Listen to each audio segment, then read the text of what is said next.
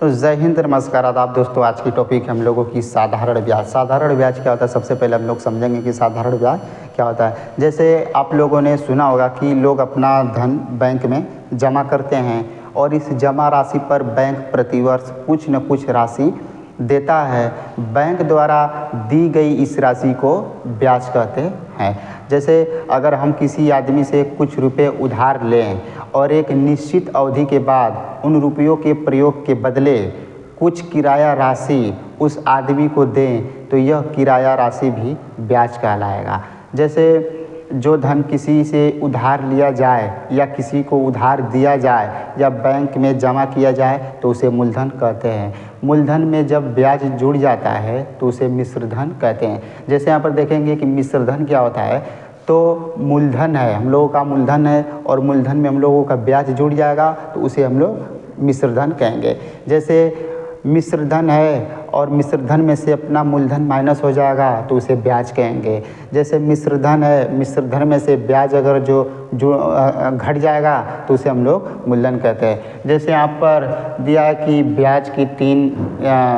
ब्याज तीन बातों पर निर्भर होता है। क्या दिया है कि मिश्रधन, जैसे मूलधन है हम लोगों का और ब्याज है, तो मूलधन और ब्याज दोनों आपस में जुड़ जाएंगे तो हमारा मिश्रधन हो जाएगा। मिश्रधन में से अगर मूलधन माइनस हो जाएगा तो हम लोगों का ब्याज हो जाएगा। मिश्रधन में से अगर ब्याज माइनस कर देंगे तो मूलधन हो जाएगा। जैसे यहाँ पर तीन फार्मूले हैं, याद रखने हैं कि मूलधन पहला होता है मूलधन, दूसरा होता है समय, तीसरा होता है ब्याज दर। ब्याज के विषय में कुछ सूत्र याद करना है। जैसे यहाँ पर पहला दिया है कि साधारण ब्याज बराबर दिया है मूलधन गुणे समय गुणे दर बटे 100। यह फार्मूला हम लोगों को याद करना जरूरी है। अगर फार्मूला याद रहेगा तभी सवाल लग पाएगा, नहीं तो सवाल नहीं लग पाएगा। तो चलिए हम लोग एक सवाल देखते हैं। जैसे यहाँ पर एग्जाम्पल दिया है कि 800 रुपये का 5% ब्याज की दर से 3 वर्ष का ब्याज कितना होगा। जैसे ये कह रहा है कि जैसे किसी आदमी से हम लोगों ने 800 रुपये कर्ज लिया है और वो आदमी बोला है कि हमें हर साल 5% इसका ब्याज चाहिए, हम लोगों को 5% ब्याज चाहिए और 3 साल का ब्याज कितना होगा, वही पूछा है सवाल में कि 800 रुपये का 5% वार्षिक ब्याज की दर से 3 वर्ष का ब्याज कितना होगा। तो सबसे पहले हम लोग इसका देखेंगे, हम लोग फार्मूला क्या है हम लोगों का कि साधारण ब्याज बराबर क्या दिया है, मूलधन गुणे समय गुणे दर बटा 100। अब इस सवाल को हल करेंगे हम लोग तो क्या दिया है, मूलधन हम लोगों का कितना दिया है, मूलधन हम लोगों का दिया है 800 रुपये। ठीक है, मूलधन कितना दिया है 800 रुपये। समय हम लोगों को कितना दिया है 3 वर्ष, समय कितना दिया है 3 वर्ष और दर कितना है 5%। दर हम लोगों का कितना है 5%। ठीक है, 5%। अब इस सवाल को हम लोग देखेंगे कि मूलधन बराबर कितना था 800 रुपये, कितना था 800 रुपये। समय कितना दिया है 3 साल, दर कितना दिया है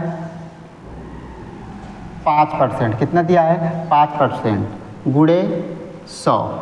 2 जीरो से 2 जीरो कट गया तो कितना हो जाएगा 8 गुणे 3 गुणे 5, 8 तरीके 24, 24 5 6 120। हम लोग का 3 साल में ब्याज कितना हो जाएगा 120 रुपये, कितना हो जाएगा 120 रुपये। इसी प्रकार से हम लोग दूसरा क्वेश्चन देखेंगे। तो चलिए इसी प्रकार से हम लोग दूसरा क्वेश्चन देखते हैं। दूसरा क्वेश्चन क्या दिया है कि 1500 रुपये का 10(1/2% वार्षिक ब्याज की दर से 2 वर्ष का ब्याज कितना होगा। ठीक है, तो सबसे पहले हम लोग जानेंगे कि मूलधन इसका कितना है, मूलधन कितना है 1500 रुपये, मूलधन कितना है 1500 रुपये। समय कितना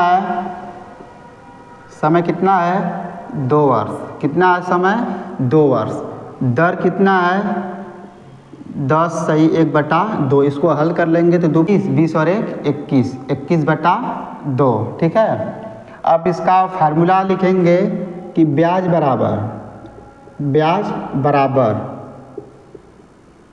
मूलधन गुणे समय गुणे दर बटा 100।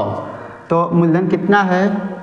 1500 रुपये। कितना है? 1500 रुपये। समय कितना है? 2 वर्ष है। और दर कितना है? 21/2। यहाँ पर बटे के नीचे यहाँ पर 100 पहले एक फार्मूला कर लेंगे, फिर यहाँ पर गुणे 2 लिख लेंगे, क्योंकि 21 के 2 है ना, बटे 2। ठीक है। उसके बाद देखेंगे 2 0 से 2 0 माइनस हो गया, 2 से 2 माइनस हो गया, हम लोगों का बचा 15 गुणे 21। जब 15 में 21 का गुणा करेंगे तो हमारा ब्याज बराबर जो आ जाएगा वो आ जाएगा 315। ठीक है। उम्मीद है कि आप लोग को ये समझ में आया होगा। इसी प्रकार से चलिए तीसरा क्वेश्चन देखते हैं हम लोग। तो चलिए इसी प्रकार से इसका तीसरा क्वेश्चन देखते हैं। क्या दिया है कि 100 रुपये का 5 सही 1/2 वार्षिक ब्याज की दर से 3 सही 1/2 वर्ष का ब्याज कितना होगा। सबसे पहले देखेंगे इसका मूलधन कितना है? 1600 रुपये। समय कितना है? 3 सही 1/2 यानी 3 दूना 6 1 7, 7/2। अब इसका दर देखेंगे, दर क्या है? तो 5 सही 1/2, 5 दूना 10 1 11, 11/2। अब इसका फार्मूला लिखेंगे ब्याज, साधारण ब्याज बराबर मूलधन, ठीक है, गुणे समय गुणे दर। मैं पूरा नहीं लिख रहा हूँ, आप लोग पूरा लिख लीजिएगा, अब बटे 100। ठीक है। तो मूलधन हमारा कितना हो गया था? 1600 रुपये। ठीक है। अब समय कितना दे दिया है? 7/2। लेकिन यहाँ पर बटा 2 को 100 को जब बटा 100 लिखेंगे तो उसके नीचे ही 2 लिख लेंगे। यहाँ पर फिलहाल में 7 हम लोग लिख लेंगे। उसके बाद दर कितना है? 11।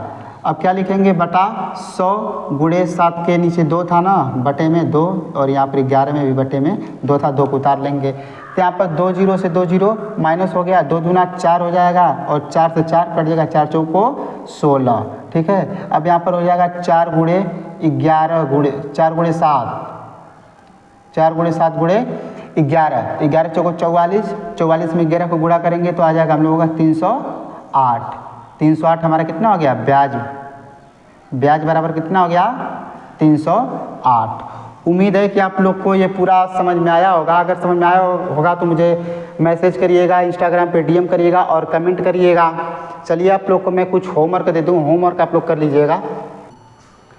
तो चलिए 2 आप लोग के लिए होमवर्क है। पहला होमवर्क क्या है कि 800 रुपये का 10% वार्षिक की दर से 5 वर्ष का कितना होगा ब्याज। ठीक है। इसमें दिया है कि 550 रुपये का 12% वार्षिक ब्याज की दर से 3 वर्ष का, यहाँ पर से लगा लीजिएगा, 3 वर्ष का ब्याज कितना होगा। अब अगर आप लोग को समझ में आया होगा तो कमेंट करिएगा, मैसेज करिएगा, इंस्टाग्राम पे DM करिएगा, तुरंत रिप्लाई मिलेगी। ठीक है। धन्यवाद वॉचिंग फॉर दिस वीडियो।